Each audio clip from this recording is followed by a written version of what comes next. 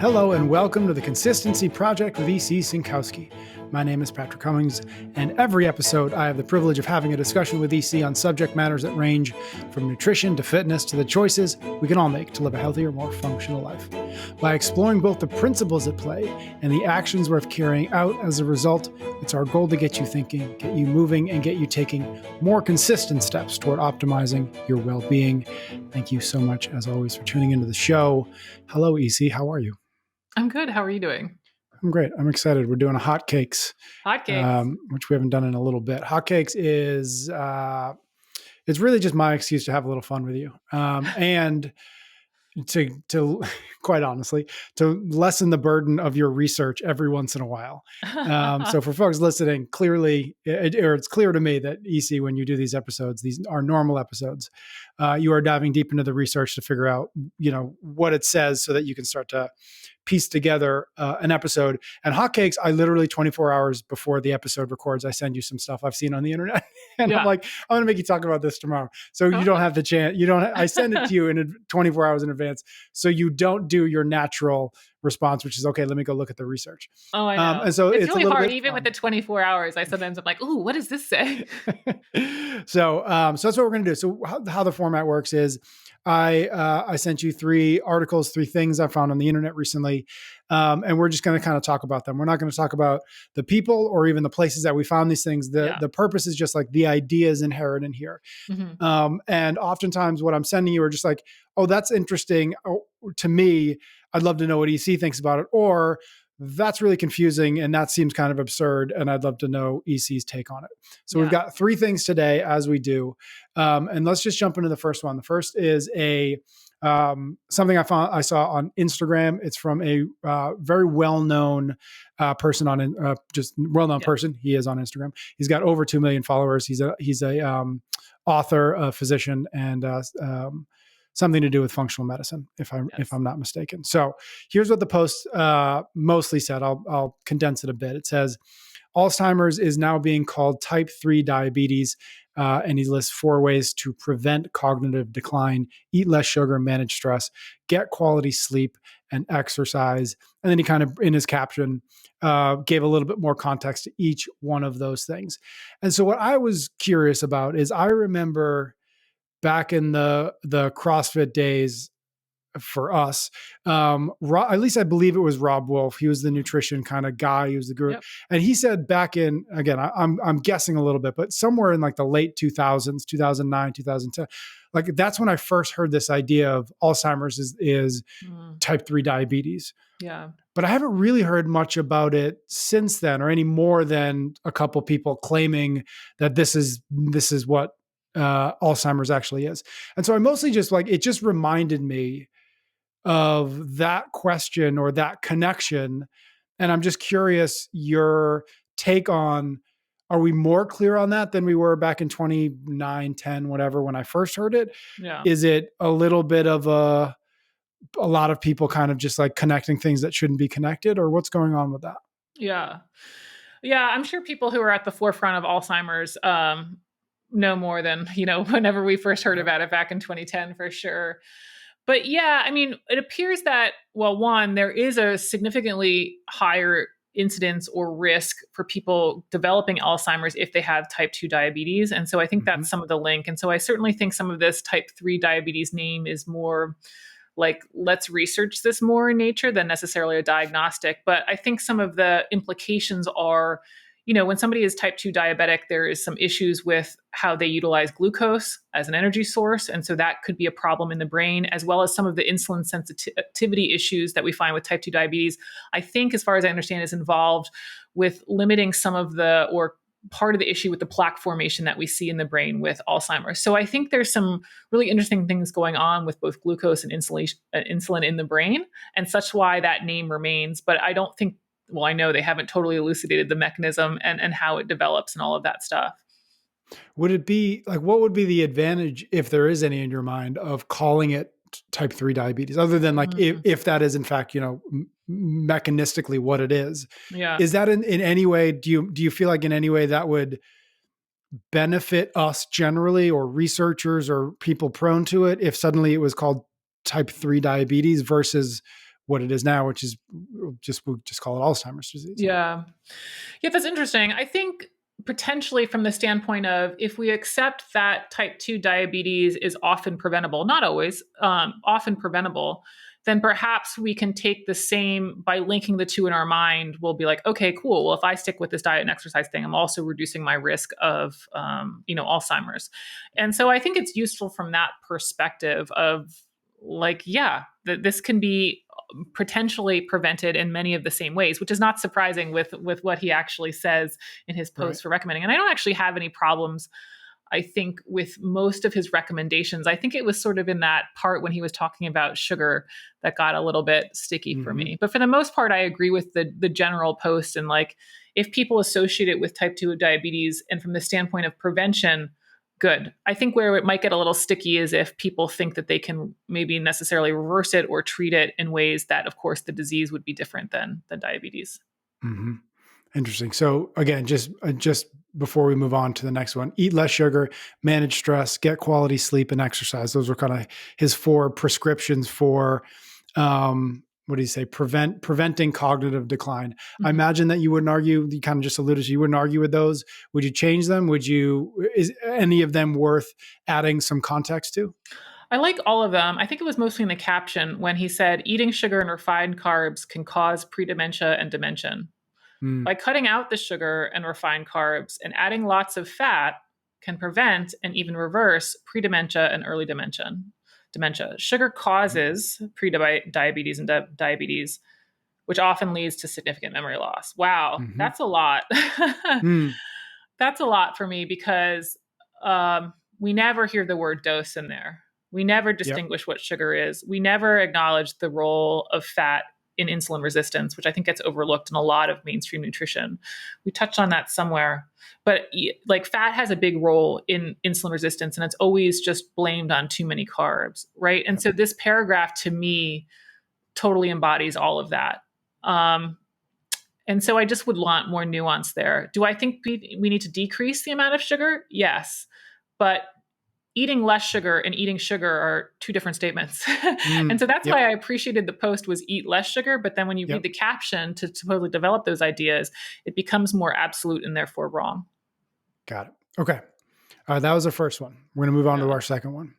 This is also from Instagram. I swear I don't spend all my time on Instagram, but it just so happens that this time around we've got 2 of the 3.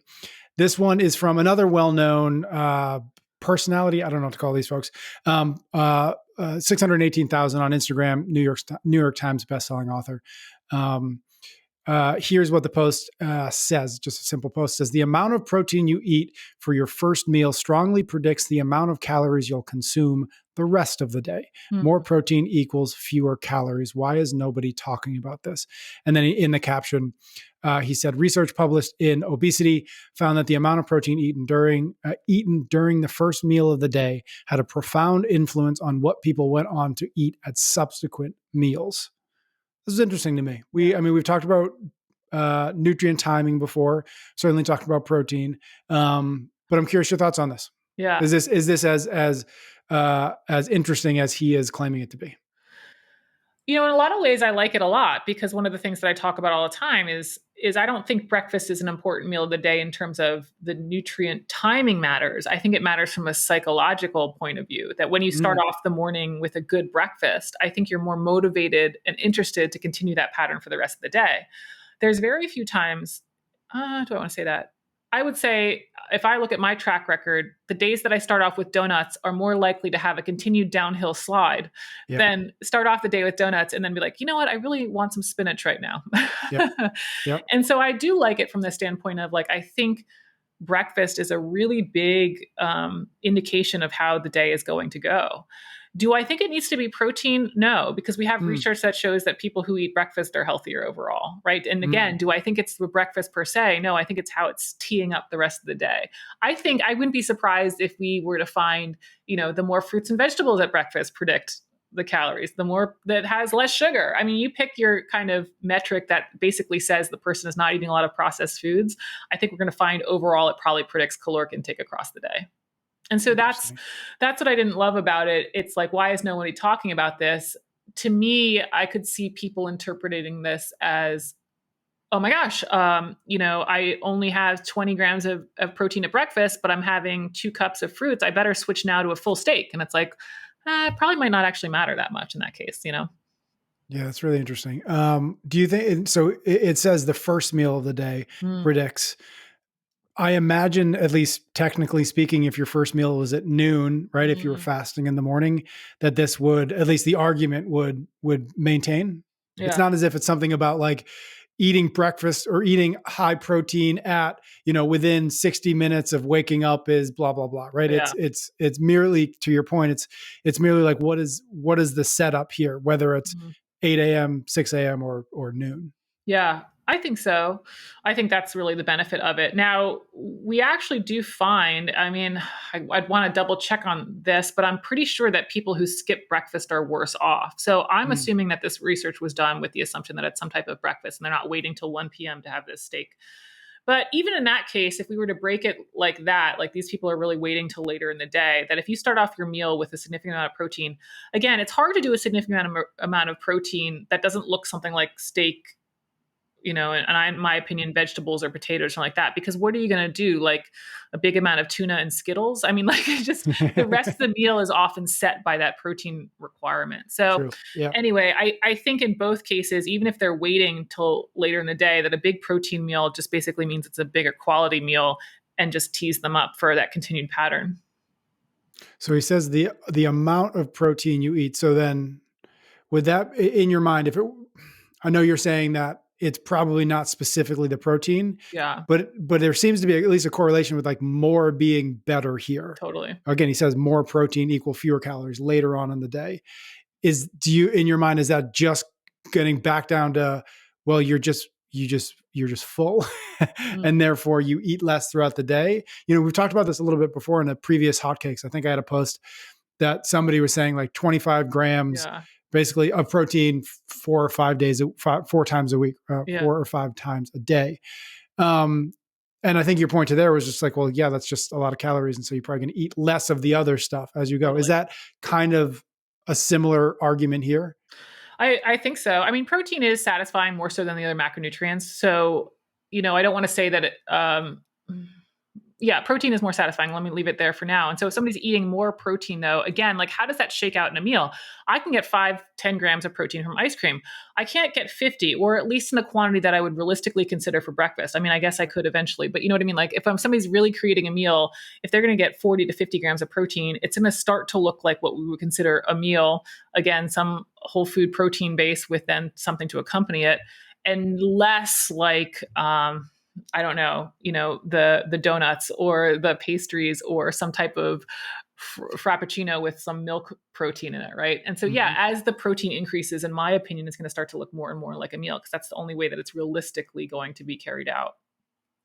Super interesting. The the why is nobody talking about this part of it? Like just thoughts on that. Is this, it's one of those things that's like, I found the magic pill, right? Mm, Why is nobody talking about this? Is that helpful? Like when you see people like this with an audience, and again, it yeah, doesn't matter really who it is, but let's just say they've got an audience. yeah. Um, is that helpful in your mind, or is it just adding to the noise that you're often trying to cut through?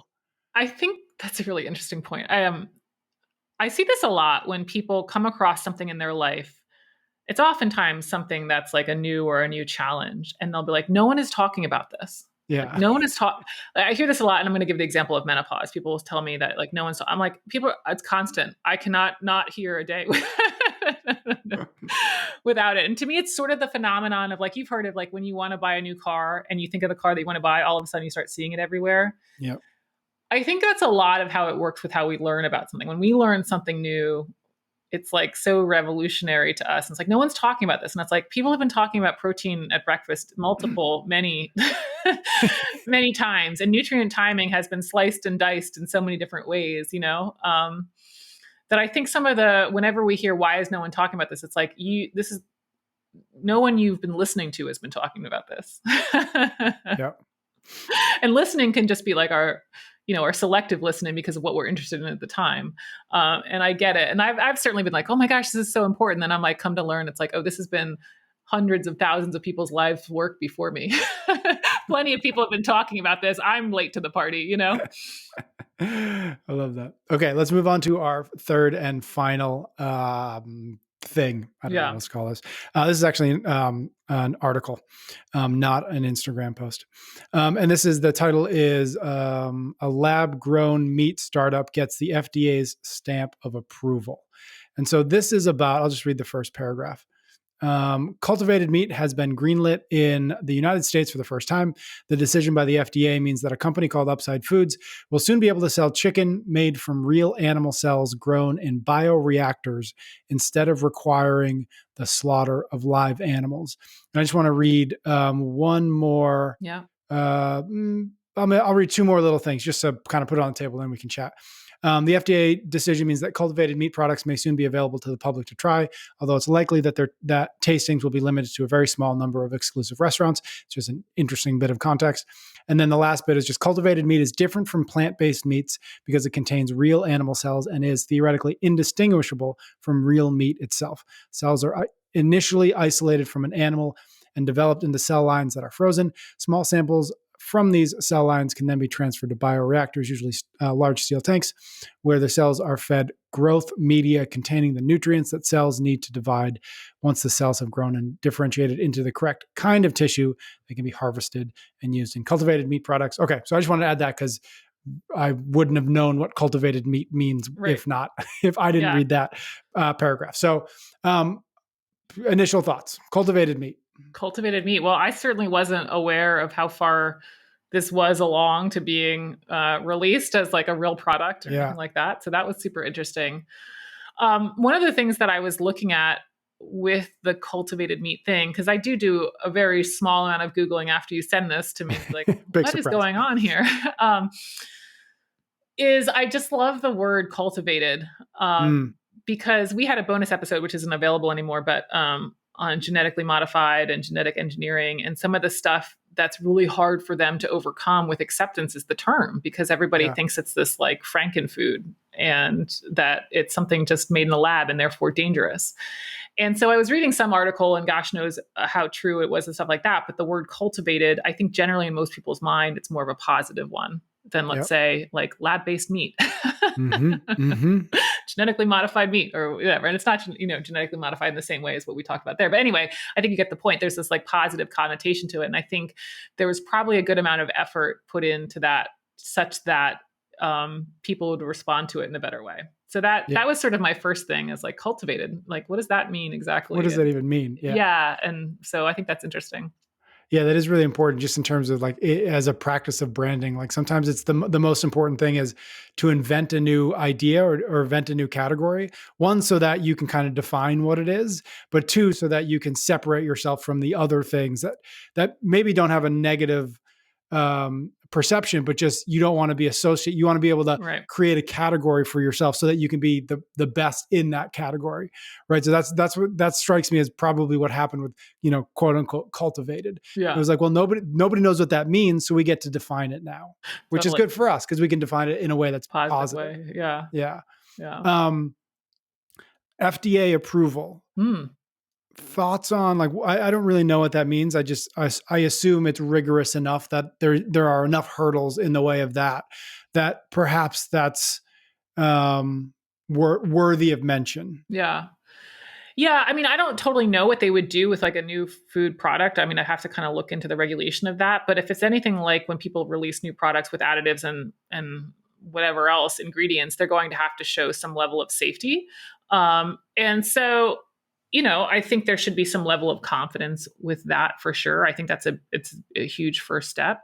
I think what we will learn over time is, FDA approval doesn't mean necessarily as healthy. And so one of the things that I was looking up about this is, yes, it looks like getting the protein equivalent seems to be okay, and the fat ratio, and they can control all of that. Whether or not it will be as micronutrient dense, from my very quick review, might still left to be determined, or maybe won't be as good as. So I think there's still going to be some work to be done to see, like, hey, what is the nutritional quality of this, and is it truly the equivalent of, chicken or steak or whatever, Yeah. or is it kind of a less than product? But the FDA approval is huge, I think, in terms of safety. I remember at one point, I was like, "Hey, we should do an episode on like the Impossible Burger or something, Yes. whatever, like the plant based." Yes. And I remember you were like, "Yeah, I tried it," and then I don't think we ever talked about it again, and I Right. don't think we've ever done. So I don't know if it's worth kind of unpacking a little bit. But there is, to me, the thing that was really interesting about this is not only the idea of the cultivated meat, which we kind of um, keyed in on right away, but the difference between cultivated meat, quote unquote, and the Mm, plant-based meats, yeah. and why and where and why it's, or how it matters, or why it matters that Mm, they are, or we are going to make this distinction. yeah. Well, one would be from the amino acids, right? So a meat-based product, the protein is going to be made of more of the essential amino acids that we're looking for. Now, I don't think that's a big limiter in diets, because we've talked about before, so long as you don't eat the same exact protein source for your plant-based every single time, and you have some diversity, you can get all the amino acids you need. But certainly you could argue that this would be a superior product if people were limited in the foods that they had. I think another one with kind of the plant-based, burger versus Yep. kind of cultivated meat is the plant-based burger. There still has to be like the cropping and fields to grow Yep. the plants to then put into Yep. the burger, where this is like, hey, we have a bioreactor and we're growing meat. And so the scale at which you have to have resources is decreased, as far as I understand, for the bioreactor product versus kind of a plant-based product. So that's interesting too, to maybe have now an animal-based solution that actually is Mm, less intensive than kind of the plant-based solution. And so I think interesting. that's an important distinction, because I think there could be something there. I mean, just reducing the amount of agriculture that has to go into, fields for whether or not the animals, or fields for the crops to build the burger, something like that. That's a huge resource save to be able to produce food. And so I think it's really promising. It's got some limitations right now of being able to work at scale, but yeah, Yeah.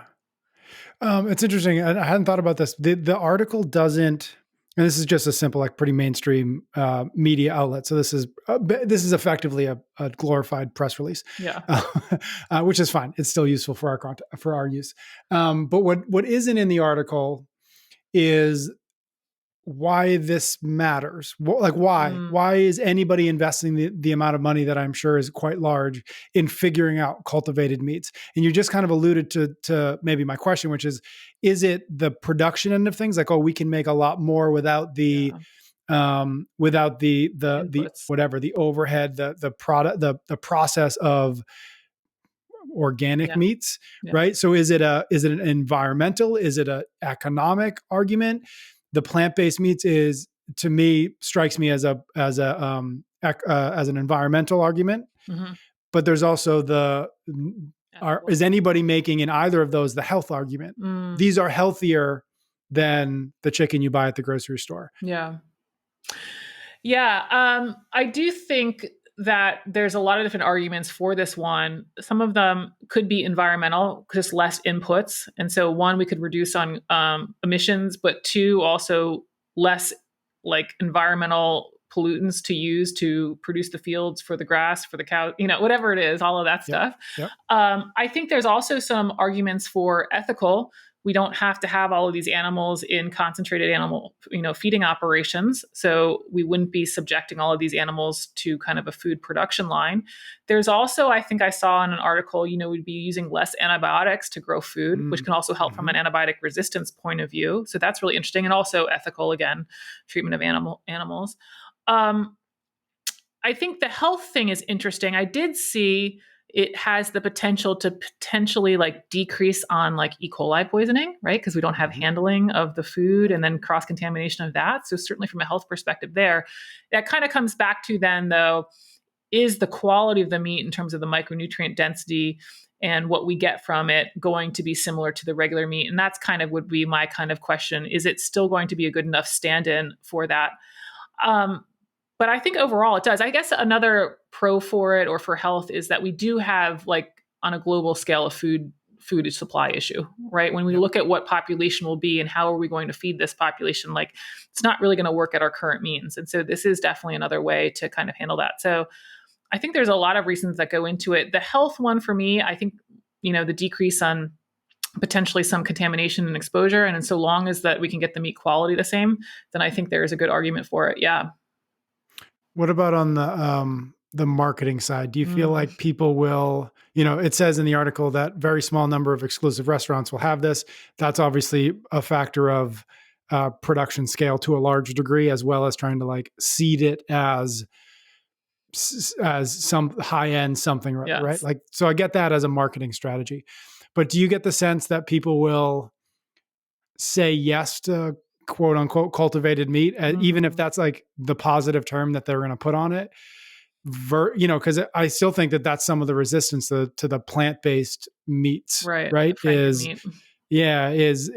Is just people's perception of like, well, if I'm going to have a hamburger, I'm going to have a hamburger, right? Yeah. So like the plant-based meats to me make sense if you're a vegetarian or a vegan, and like that's already part of who you are. And Mhm. cool, this is a new product that fits in with that lifestyle, with those choices. But for you know Joe, Kathy, American Midwestern loves their cheeseburgers and steak. I don't know that Yeah. plant-based meats is gonna Gonna do sell. it. Do you have any sense that like cultivated meats, this thing Mm, would do anything different, or do you feel like it would still be some people for some reason will say yes to it, but the by and large the vast majority of us won't? yeah. Well, I think two things will be the big kind of hurdles. One is going to be price. Mm-hmm. And right now, because it's not at scale, think I saw something like it's at least $15 a pound. So that's going to be a no for a lot of people. But if they can get something down, like let's say $2 a pound for chicken, Yep. and it tastes like it, I think that's going to be huge, right? Mm. Um, I do think there's something interesting from the marketing point of view as well as the company who created it. And I looked a little into it, but so long as the company has kind of a positive and they've been been doing this all for the right reasons from the beginning and have been really transparent, and as long as they have, I think, some people on board to accept it early, I think that's going to be big. If they have any sort of lawsuit come out that they didn't, I don't know, Yep. disclose something about some test on one of the additives, or I don't know what it could possibly be, those are going to be some of the initial hurdles of like how much data they produced and how many different, whatever trials of safety and all of that stuff, because I'm sure there's going to be people looking at it as something that they want to not be successful, right? Yeah.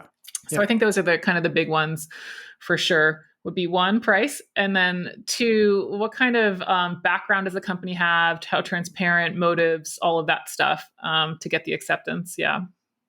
Super interesting. Okay. Well, we'll do another episode if anybody Yes. starts eating this for real. Cool. Thank you, EC. That was hotcakes. If folks out there have like they run across something on Instagram or on the internet or wherever that they're like, I wonder what EC thinks about this. Find me on Instagram, PS Cummings, drop me a DM, let me know. I'll add it to our list and we'll try to get it into a future hotcakes. Thank you, EC. Thank you, everybody out there, for listening. Thank you for your ratings and your reviews. Do be sure to follow or subscribe wherever you are listening so you don't miss another episode. EC and I will be back next week for another episode of the Consistency Project.